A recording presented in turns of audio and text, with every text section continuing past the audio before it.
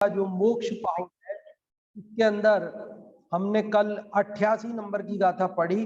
आज हम 89 नंबर की गाथा पढ़ते हैं। इस गाथा में भी सम्यक दर्शन की महिमा बताई जा रही है। श्रावकों को सर्वप्रथम क्या करना चाहिए, वो बात उन्होंने कही कि सबसे पहले सम्यक दर्शन करना चाहिए। तो प्रश्न उठता है सम्यक दर्शन क्यों करें? तो उन्होंने कहा कि भाई आज तक जितने भी जीव सिद्ध हुए हैं और जितने भी जीव सिद्ध होंगे वे सब इस सम्यक दर्शन के कारण ही हुए हैं, इसलिए तुम सम्यक दर्शन करो। उन्होंने कहा भाई जो सम्यक दर्शन प्राप्त करता है वह कैसा है, वो बात अभी आज इस गाथा में कहते हैं। ते धन्ना सुखयत्था ते शुरा ते विपंडिया मनुया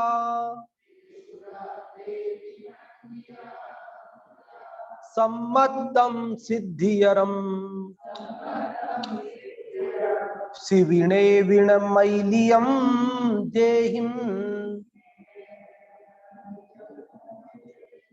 ते धन्ना सुखयत्था ते सुरा ते विपंडिया मनुया सम्मतम सिद्धियरम शिविणे विणमैलियम देहिम ते धन्यः सुकृतार्थः ते शूरः तेऽपि पंडिता मनुजा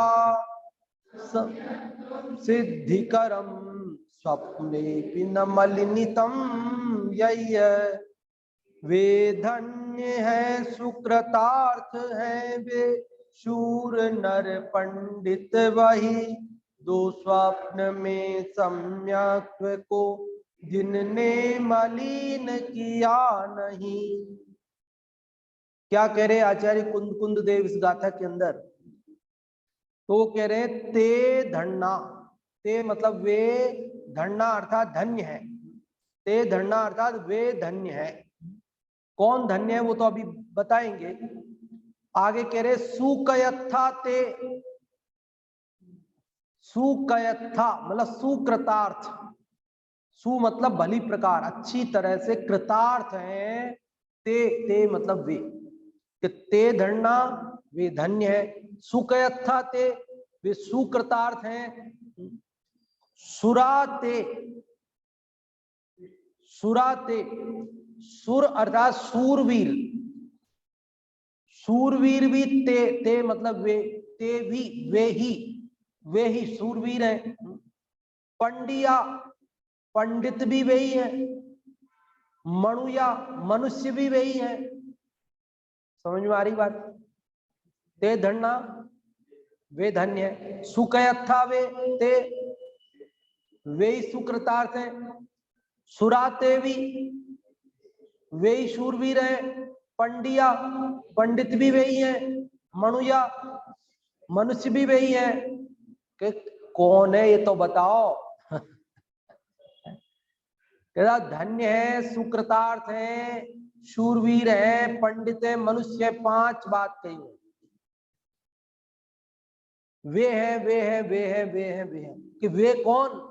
तो कहते सम्मतम सिद्धियरम शिविणे वीणमैलियम जेहिम, जेहिम मतलब जिनके द्वारा सम्मतम सम्यक्त को, सम्यक्त कैसा? सिद्धियरम जो सिद्धि की प्राप्ति कराने वाला है, मुक्ति प्राप्त कराने वाला है, ऐसे सम्यक्त को शिविणे भी स्वप्न में भी, शिविणे स्वप्न में भी, ना मैलियम, ना मतलब नहीं, मैलियम मतलब मैलिन किया, मैला किया, कि जिन्होंने सपने में भी सम्यक्त को मलिन नहीं किया वे धन्य है, सुकृतार्थ है, शूरवीर है, पंडित है और मनुष्य है।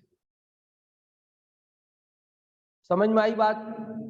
कि जिन्होंने सपने में भी सम्यक्त को मलिन नहीं किया वे धन्य है, सुकृतार्थ है, शूरवीर है, पंडित है, मनुष्य है, 5 विशेषण लगाए। और उल्टा अर्थ करें तो जिन्होंने सम्यक को मलिन किया है वे धन्य नहीं है, वे सुकृतार्थ नहीं है, वे शूरवीर नहीं है, वे पंडित नहीं है, वे मनुष्य नहीं है।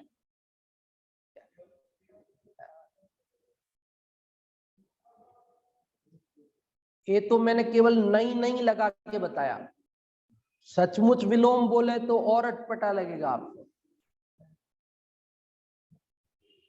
अभी तो हमने कहा पंडित नहीं है लेकिन मूर्ख है, मनुष्य नहीं है कि तिर्यंच है, शूरवीर नहीं है कि कायर है। ऐसा उल्टा जो विलोम शब्द है वो रख के देखो आप, तो आप बड़ा कठोर है। कुछ कठोर नहीं है, ये तो कुछ भी नहीं कहा। अरे भाई सम्यक तू नहीं हुआ तो दर दर की ठोकरें खाएंगे, दर दर की ठोकरें। 4 गति 84 लाख योनियों में जन्म मरण के दुख सागरों पर्यंत अनंत काल हमने उठाए हैं, तो ये क्या है? ये तो कुछ भी नहीं है। वो थोड़ा सा हमें वो कह रहे भैया देख लो, इस सम्यक तुक को तुमने प्राप्त किया, मलिन नहीं किया, तब तो तुम धन्य हो, सुकृतार्थ हो, पंडित हो, शूरवीर हो, मनुष्य हो। और यदि तुमने सम्यक को मलिन कर दिया, अब प्रश्न ये हो सकता है कि साहब सम्यक तो होए तो मलिन करें।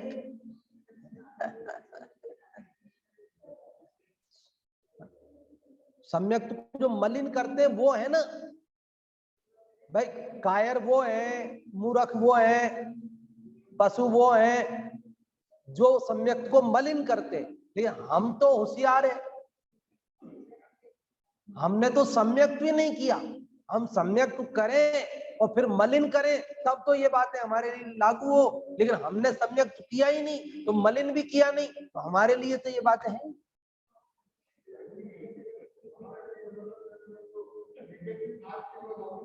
लागू नहीं होती है। नेगेटिव बात हमारे लिए लागू नहीं होती है क्योंकि हमने तो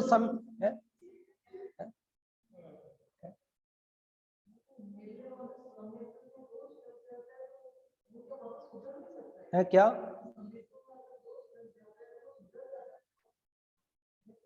सुधरता है नहीं सुधरता वो तो अलग बात है। हाँ, मलिन किया मतलब प्राप्त ही नहीं किया हाल तो। हाँ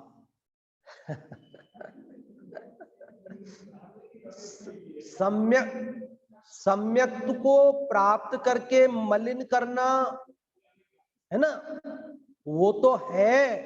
लेकिन जिसने सम्यक को प्राप्त ही नहीं किया वो तो और भी गड़बड़ है, वो तो और भी गड़बड़ है। जैसे हमने कहा कि कल जो हमने होमवर्क दिया था वो क्यों नहीं किया, तो एक बालक बोलता सर मैं तो कल आया ही नहीं था, मैं तो कल आया ही नहीं था। अरे भाई तेरी डबल गलती है। एक तो तू कल आया नहीं, ऊपर से होमवर्क किया नहीं। अरे डबल गलती क्या है, बेचारा आया नहीं, तो आया नहीं तो कैसे करता।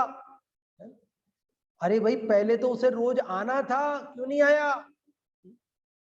अब आदमी है, मनुष्य है, कोई काम आ गया घर गृहस्थी में, भारी बीमारी, कई तरह की बातें होती है। अरे तो दूसरे से पूछना था ना, मित्र से, कि आज मैं नहीं आया तो क्या पढ़ाया गुरुजी ने, क्या होमवर्क दिया, कल मैं आऊंगा तो पूछेंगे तो वो करके ले जाऊं पहले ही। समझदारी तो ये थी ना उसमें, नहीं आया तो पूछ लेना था ना किसी से। और किसी से पूछने की व्यवस्था नहीं हो तो अगले दिन जल्दी 10 मिनट पहले आकर के और फटाफट जो पहले आए उनसे पूछ लेना था। हमारा पीरियड तो 8वें नंबर का है, पहले पीरियड में रेस्ट में कर लेता।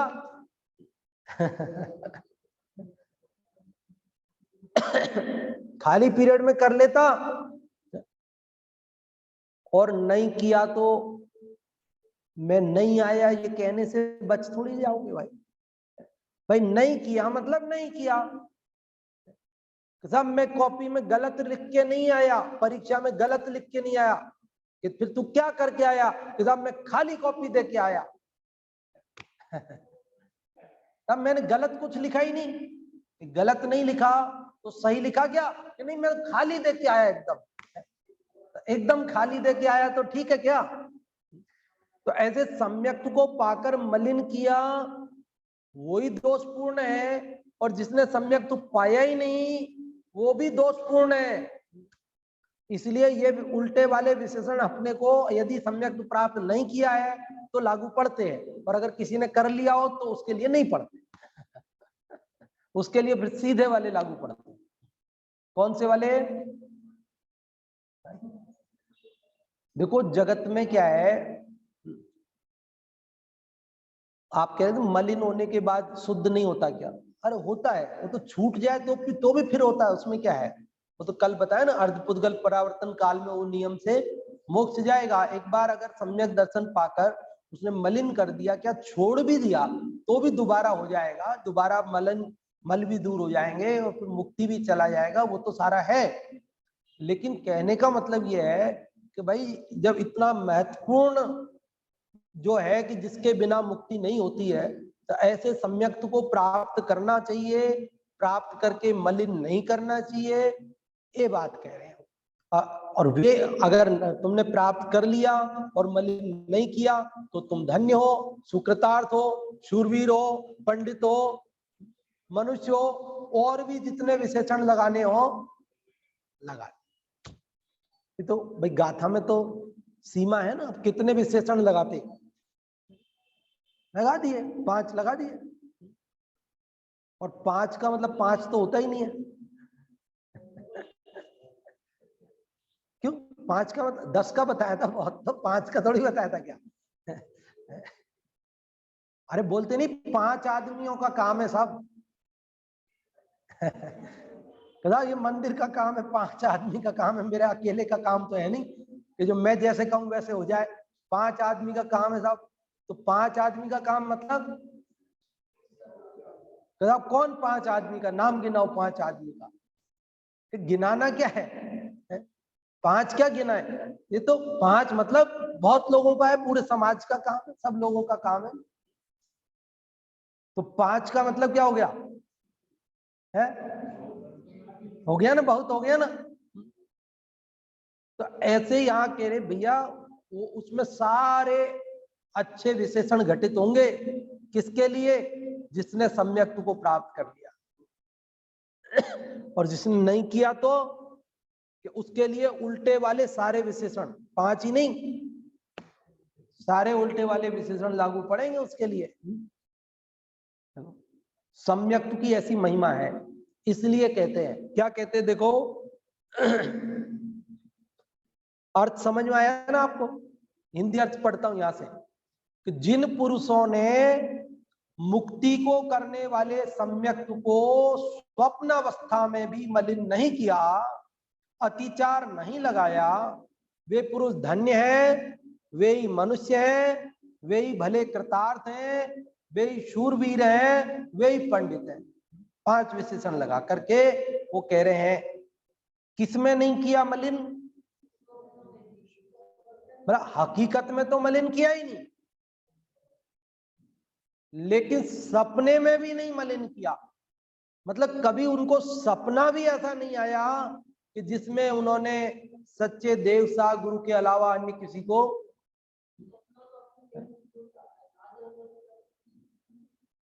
जैसे विचार होते अपने मन में वैसे ही सपने में आते हैं।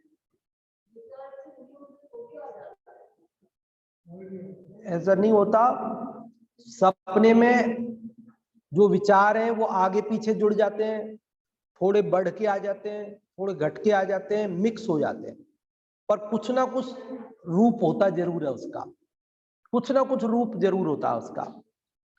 आगे पीछे कहीं ना कहीं उनका तालमेल बैठता है। स्वप्न विज्ञानी वो तालमेल बिठाकर बताते भी है, निमित्त ज्ञानी बताते हैं। हमारे यहाँ माता के 16 सपने प्रसिद्ध हैं, उधर उनके अन्य श्रेणी के किनके, चंद्रगुप्त के, भरत चक्रवर्ती के भी आते हैं, किसके आते हैं। तो ऐसे सपने आते हैं। और स्वप्न विज्ञान पूरा है, निमित्त ज्ञान है, सपना क्या है, निमित्त ज्ञान है। उस निमित्त ज्ञान से जानते हैं। तो ये स्वप्न में भी नहीं किया, मतलब कभी देखो अपने चित्त में अंदर कोई बात बैठी होती है तो वो कभी मुंह पे नहीं आती है, जबान पे नहीं आती, तो सपने में आ जाती है, कभी ऐसा भी हो जाता है। तो मतलब चित्त में कोई कमजोरी नहीं है। सुमेरु पर्वत जैसा अटल श्रद्धान जिनका है, उन्हें सपने में भी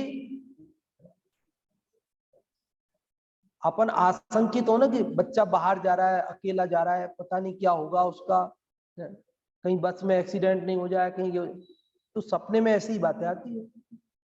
और आज मैंने तो सपने में देखा बस का एक्सीडेंट हो गया, हमारा बच्चा जिसमें गया उसका एक्सीडेंट हो गया। क्यों आया ऐसा सपना? पहले ही तो मन में चली रही थी और वही बात दिखाई दे गई। और जब आपके ऐसा नहीं होता है तो ऐसे सपने भी नहीं आते, थोड़ा बहुत कहीं ना कहीं कुछ भी। तो यहाँ कह रहे सपने में भी नहीं किया, मतलब आप सपना मत समझो, मतलब कल्पना में भी नहीं किया, कभी आपने मजाक में भी नहीं किया, यूं समझ लो आप कि मजाक में भी कभी आपने, हंसी मजाक में भी कभी सम्यक्ता को दोष नहीं लगाया। यूं समझ लो कभी नाटक में भी हमने दोष नहीं लगाया। यूं समझ लो कभी लोक व्यवहार में भी हमने दोष नहीं लगाया। यूं समझ लो कहीं हमने औपचारिकता में भी दोष नहीं लगाया। सपने में मतलब कोई शब्द सही अपन करते हैं अर्थ है, ऐसा कोई जरूरी नहीं, उसका भाव लेना अपने को। सपने में मतलब कि साहब वो लोक व्यवहार में ऐसा बोलने में तो चलता है, नहीं नहीं, बोलने में भी नहीं बोला उसने। कि साहब वो नाटक में नाटक खेलना है और उसमें ऐसा करना तो नहीं नहीं, मैं नाटक में भी नहीं करता। कि साहब दुकान पे तो करना पड़ता है, कि नहीं नहीं वहां भी नहीं, कि नहीं नहीं वो हमारे पार्टनर है उसमें तो करना, नहीं नहीं नहीं हम तो वहां भी नहीं। तो जिन्होंने सपने में भी दोष नहीं लगाया, मतलब अभाव समझ गए ना है। हाँ मतलब सुमेरु पर्वत जैसा अटल श्रद्धान जिसका, सुनिर्मल सम्यक्त्व जिसका रहा, वह धन्य है। बोलिए आगे। सुकृतार्थ है, बोलिए आगे। शूरवीर है और पंडित है और मनुष्य है। लोक में धन्य किसको कहते हैं? तो कहते हैं जो दान करता है उसको धन्य कहते हैं। लोक में धन्य किसको कहते हैं? बहुत दान करता है उसको कहते हैं धन्य है। सुकृतार्थ, कृतार्थ किसको कहते हैं? जो अपने बेटे बेटियों के विवाह कर लेता है, यज्ञ वगैरह करा दिया, सब काम कर दिए, तो कहते साहब कृतार्थ, कृतार्थ हो गया साहब, सब काम निपट गए साहब, क्या है कुछ काम बचा नहीं। कृतार्थ बोलते हैं लोक में, लोक में कृतार्थ क्या साहब, सब बेटे बेटियों की शादी करा दी, सबको दुकान लगवा दी, सबके सब काम सब ठीक है, अब हो गए, फ्री हो गए, सब काम कर दिए। कृतार्थ मतलब सब काम हो गए, लेकिन कह रहे भैया तुमने सम्यक तो प्राप्त किया, वो तो नहीं किया, तो कहां काम पूरा हुआ? असली काम तो बाकी पड़ा है। और सम्यक तो प्राप्त कर लिया और बेटे बेटी की अभी शादी बाकी है, तो कृतार्थ हुआ कि नहीं हुआ? तो हो गया। बोलो कोई दुनिया में ऐसा व्यक्ति है कि जिसके बेटे बेटी कंवारे रह गए और वो चला गया इस दुनिया से और फिर उनकी शादी नहीं हुई है? अरे और बढ़िया हुई है, और अच्छी हुई है उनकी, क्योंकि सब चाचा ताऊ इष्ट मित्र सब ने, अरे भैया पापा नहीं है भैया, अपने को संभालना पड़ेगा काम। पापा होते जब तो वो उनके हिसाब से करते, हम अपने क्या था, लेकिन अभी तो पापा नहीं भैया, अपने को संभालना पड़ेगा, नहीं तो सब कह देंगे देखो उसके पापा नहीं है, न चाचा ने भी नहीं संभाला, न ताऊ ने भी नहीं संभाला, कोई ने ध्यान ही नहीं दिया, बच्चे का बेचारे का ब्याह बिगड़ गया। और वो बच्चा भी होशियार है कि पापा नहीं है तो मेरे को ही संभालना सब, और मम्मी थोड़ी कम होशियार है। सब होशियार है। मतलब कहने का ये है कि ये लोक के काम तो होंगे, तू नहीं करेगा तो कोई और करेगा। लेकिन अगर बिना सम्यक दर्शन पाए हम चले गए तो कौन करके दे देगा अपने को सम्यक दर्शन? ये काम तो हमको खुद को करना पड़ेगा। इसलिए कह रहे भाई ये काम जो असली अपने करने का है वो करो, तब तुम कृतार्थ हो, तब तुम्हारा काम पूरा हुआ। बाकी तो काम अधूरा ही है। हालांकि अभी तो मुनि बनना, मुक्ति पाना, वो सब है इसमें शामिल, सम्यक में वो सब शामिल समझना आप। लेकिन पहली सीढ़ी पे चढ़ा तो बाकी काम हो गया ना, उसका होना ही है वो तो।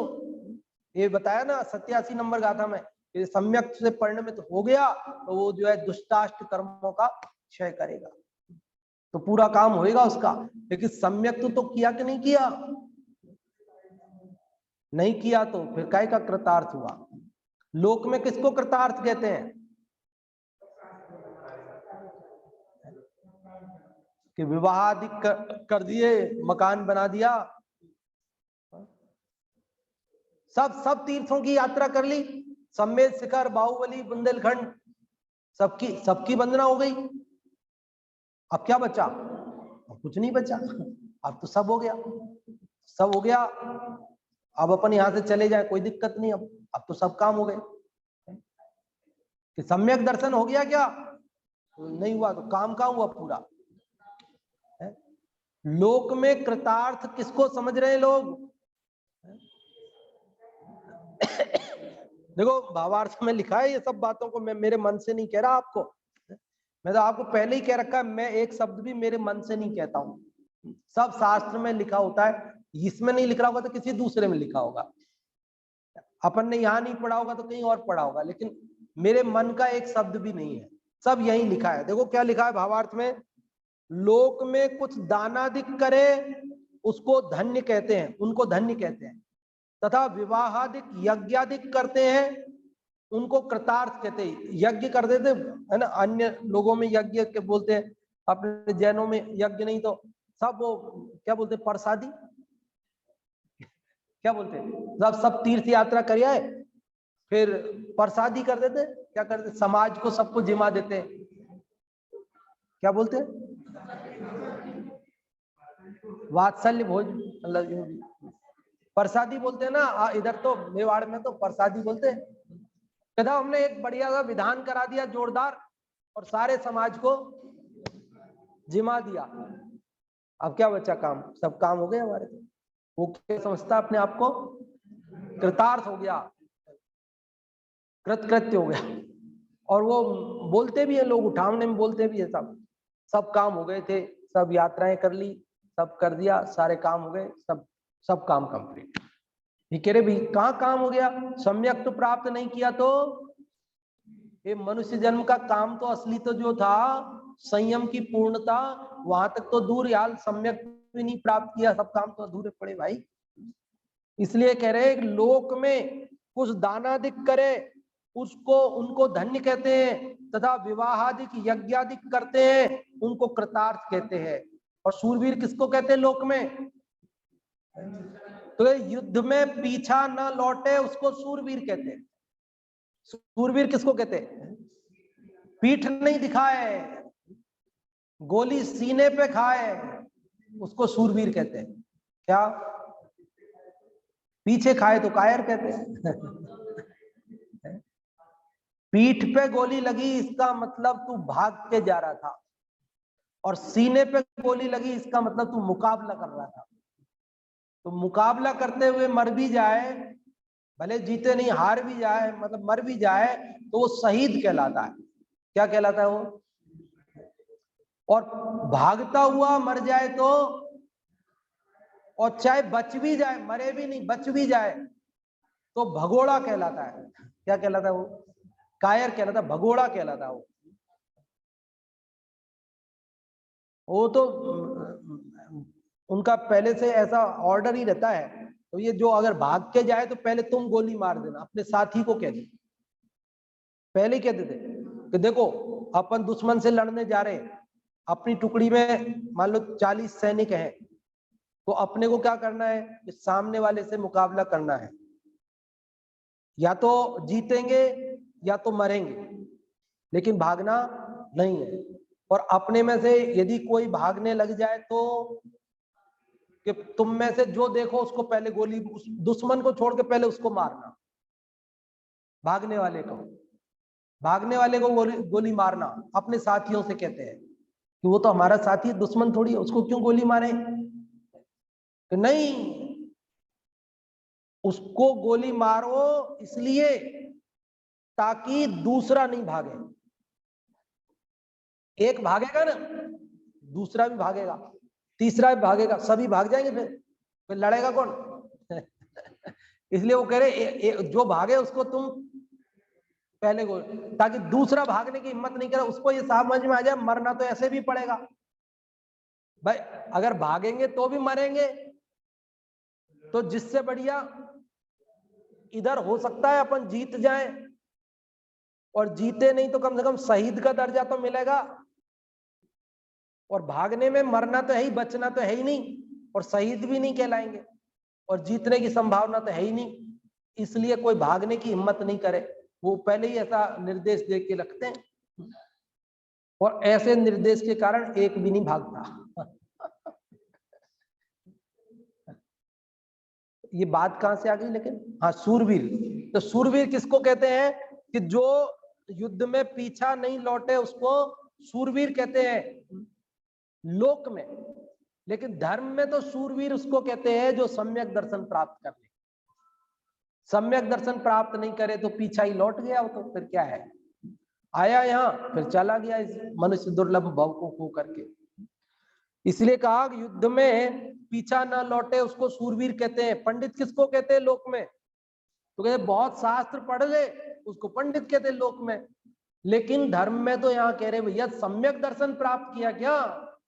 कि सम्यक दर्शन प्राप्त किया तब तो तुम पंडित हो, और यदि सम्यक दर्शन नहीं प्राप्त किया तो पंडित नहीं हो भैया, भले ही शास्त्र पढ़े हो। ये सब कहने के हैं जो मोक्ष के कारण सम्यक को मलिन नहीं करते हैं, निरतिचार पालते हैं, उनको धन्य है, वे ही कृतार्थ हैं, वे ही शूरवीर हैं, वे ही पंडित हैं। और पांचवा विशेषण मनुष्य वाला ऊपर नहीं आ पाया था, अभी यहाँ ऊपर मतलब अर्थ में तो था, भावार्थ में अभी तक नहीं आया था, तो उसे लास्ट में कहा वे ही मनुष्य हैं। इसके बिना मनुष्य, सम्यक के बिना मनुष्य पशु समान है। इस प्रकार सम्यक का महात्म्य जानो। हमने तो करोड़ों रुपए कमा लिए, बड़े बड़े पैकेज ले लिए, और एकदम सूट बूट टाई वाई सब कस के तैयार रहते हैं, एकदम चमाचम चमकते रहते हैं। चमकती हुई गाड़ियों में बैठते हैं, चमकते हुए हमारे घर हैं, और हमारे आगे पीछे अनेक नौकर चाकर घूमते हैं। वो कह रहे भैया तुम सम्यक तो नहीं पाया तो मनुष्य नहीं हो भैया, कह रहे पशु के समान। कहने का तात्पर्य सम्यक दर्शन की इतनी महिमा है। सम्यक दर्शन की महिमा एक बार चित्त में बैठ जाए और सम्यक को जीव प्राप्त कर लेवे तो संसार परिभ्रमण का अंत हो जाए, सिद्धि की मुक्ति की प्राप्ति हो जाए, दुष्ट अष्ट कर्मों का नाश हो जाए। इसलिए कह रहे सम्यक दर्शन। जैसे यहां बताया ना उन्होंने, क्या बताया कि लोक में जो दान आदि करते हैं उनको धन्य कहते हैं, और जो यज्ञ आदि विवाह आदि करते हैं उनको क्या कहते हैं? उनको कृतार्थ कहते हैं, और जो युद्ध में पीछे नहीं लौटे उसको शूरवीर कहते हैं। और क्या क्या है, बहुत शास्त्रों को पढ़े उसे ऐसे सब बताया ना यहाँ पे लोग। तो लोक में कुलीन किसको कहते हैं? कुलीन, जो उच्च कुल में पैदा हो उसे कुलीन कहते हैं। कुलीन किसको कहते हैं? है जो नहीं उच्च कुल में पैदा होता है उसको कहते हैं कुलीन।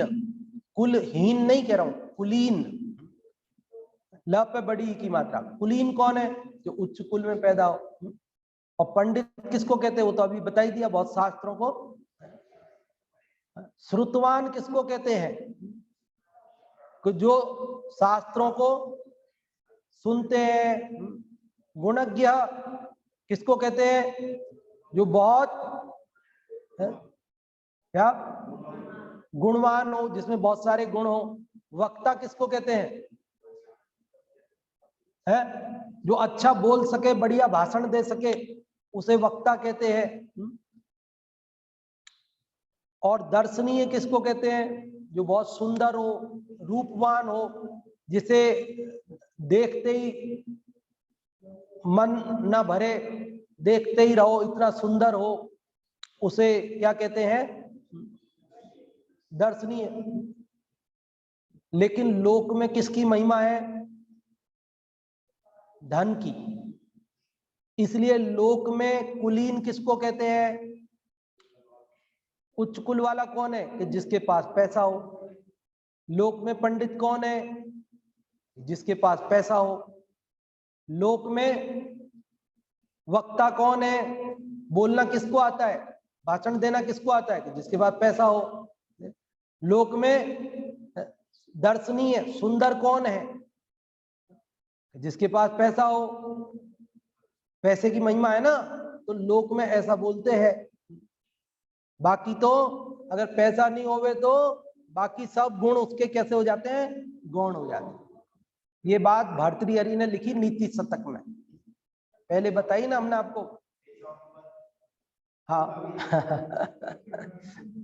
यस्यास्ति वित्तम स नरः कुलीनः स पंडितः स श्रुतवान गुणज्ञ स एव वक्ता सच दर्शनीय सर्वे गुणा कांचन माश्रयन्ति। भर्तृहरि ने लिखा उस जमाने में, उस जमाने में भी लोग ऐसे ही होंगे ना वो कह रहे सर्वे गुणा कांचनम आश्रयन्ति, सारे गुण कंचन मतलब सोने में बसते हैं। इसीलिए तो जिसके पास सोना हो, सोना मतलब पैसा, धन हो, तो कह रहे यस्यास्ति वित्तम स नरः कुलीन, जिसके पास वित्त मतलब धन है वही कुलीन है। सपंडित है वही पंडित है। श्रुतवान वही श्रुतवान है। गुणज्ञ वही गुणों का जानकार है। सएव वक्ता वही वक्ता है। सदर्शनीय वही सुंदर है। सब गुण कंचन में बसते हैं, सोने में, धन में बसते हैं। ऐसे आचार्य कुंद देव कह रहे कि भैया धन में नहीं बसते हैं ये सारे गुण धन में नहीं बसते हैं। अरे अज्ञानी तो कुछ भी कह सकता है, अज्ञानी का क्या है भाई? मूर्ख व्यक्तियों की बात है ये तो। भर्तृहरि अपनी तरफ से थोड़ी कह रहे, वो तो व्यंग कर रहे हैं। वो तो दुनिया की बात बता रहे, खुद की बात थोड़ी कह रहे हैं। वो तो ये कह रहे दुनिया अज्ञानता में ऐसा समझती है कि जिसके पास पैसा हो सब कुछ हो गया। लेकिन यहाँ तो आचार्य कुंद देव कहते हैं कि भैया जिसके पास सम्यक्त्व है, स कुलीन स पंडित श्रुतवान गुणज्ञ वक्ता दर्शनीय सर्वे गुणा सम्यक्त्वे वसंती। सारे गुण सम्यक्त्व में रहते हैं भैया। किस में रहते हैं? सोने में नहीं रहते हैं। किस में रहते हैं? सम्यक्त्व में सारे गुण है। एक गुण में एक गुण सम्यक होता है ना, तो सारे गुणों में सम्यकपना आता है। श्रद्धा सम्यक होते ही ज्ञान सम्यक, चारित्र सम्यक, सब सम्यक सम्यक होने लगता है फिर। और एक मिथ्या रहे तो ज्ञान मिथ्या, चारित्र मिथ्या, सब मिथ्या मिथ्या होने लगता है। इसलिए सम्यक तो जिसके पास है वो क्या है? 5 विशेषण बोलिए। धन्य है, सुकृतार्थ है, शूरवीर है, पंडित है और मनुष्य है। कि साहब मनुष्य ये तो बख्श देते कम से कम, ऐसा तो मत बोलते कि धन्य बोला तो कोई बात नहीं, सुकृतार्थ बोला तो कोई बात नहीं, उसके लिए पंडित बोला तो कोई बात नहीं, एक शूरवीर बोला, लेकिन मनुष्य तो मत बोलते। अरे भाई मनुष्य तो अब हमारे 2 हाथ हैं, 2 पैर हैं, 2 आंखें, नाक, मनुष्य का शरीर है, तो हम मनुष्य तो बोल देते। सम्यक तो नहीं हुआ तो क्या हुआ? है। हाँ हाँ, चलता फिरता शव, शव बोला, मुर्दा बोला। ये बात भी भर्तृहरि ने लिखी है, कौन मनुष्य है कौन मनुष्य नहीं है। वो श्लोक भी आप लोगों ने सुना होगा, मैं तो कभी कभी तो बोला ही होगा, कभी न कभी तो। साहित्य संगीत कला विहीना, साक्षात पशु पूछ विषाणहीना, तृणम न खादन न पिजीव मान, तद्भाग ध्येयम परमम पशु नाम। क्या मतलब है इसका? भर्तृहरि कह रहे हैं कि यदि आपको साहित्य नहीं आता, आपको संगीत नहीं आता, आपको कला नहीं आती, तो आप में और पशु में कोई अंतर नहीं। बोले केवल इतना सा अंतर है, उसके सींग और पूंछ है, और आप बिना सींग पूंछ वाले कि और कोई अंतर नहीं। कि एक अंतर और है कि वो घास खाता है और तुम घास नहीं खाते। वो कह रहे ये भी पशुओं का भाग्य है कि तुम घास नहीं खाते हो। अगर तुम घास खाते होते तो बेचारे पशु भूखे मर जाते। तुम अन्न खाते हो तो बेचारे पशुओं को अन्न नहीं मिलता। घास तुम नहीं खाते तो वो कम से कम उनको मिल जाता है, लेकिन तुम यदि घास भी खाने लग जाते ना, तो फिर पशुओं को घास भी खाने नहीं मिलता। ये तो पशुओं का भाग्य है कि तुम घास नहीं खाते हो, तो कम से कम उनका पेट तो भर जाता है।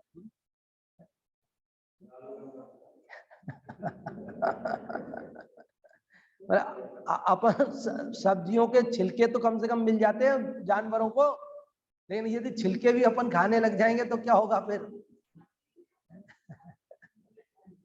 फिर भी पूरा नहीं खाते हैं।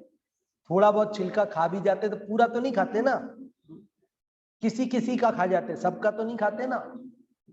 तो कुछ तो मिल जाता है उनको फिर भी, लेकिन अगर सभी छिलके पूरे ही खा जाते जब, तो फिर कुछ ही नहीं मिलता फिर तो कुछ तो मतलब उसमें क्या कह रहे भर्तृहरि? बोले ये साहित्य संगीत कला, इससे ही मनुष्य पना है भैया, ये तो आना चाहिए, नहीं तो पशु में और उसमें क्या अंतर है। तो यहाँ आचार्य कुंद देव क्या कह रहे हैं? भाई सम्यक्त्व का ही अंतर है। तुमको यदि सम्यक्त्व प्राप्त हुआ तब तो तुम मनुष्य हो, तो सब फिर पशु। अरे घबरा क्यों रहे हो? पशु को तो सम्यक्त्व हो जाता है, तुम्हें नहीं हुआ मनुष्य होकर के भी। पशु कहने में क्या दिक्कत है? कोई दिक्कत नहीं है। पशु तो असंख्याते तिर्यंत सम्यक दृष्टि है, पंचम गुण स्थान बढ़ती है। तो हमें पशु कह दिया तो उसमें कोई टेंशन लेने की जरूरत नहीं है। अरे वो तो पशु से भी गया बीता कहना चाहते हैं। पशु मतलब वो संगी पंचेंद्री वाला नहीं, क्योंकि संगी पंचेंद्री वाला तो सम्यक को ले लेता है, वो तो फिर असंगी में लेना। फिर आप कहां लेना? असंगी, जिसके मन नहीं है, विचार करने की शक्ति नहीं है, जिसको ज्ञान का इतना उघाड़ नहीं है, तो वो सम्यक प्राप्त कर सके। तो आज अपन ने इस मोक्ष पाउड में कौन से नंबर की गाथा पढ़ी? 89 नंबर, 89 नंबर की गाथा पढ़ी।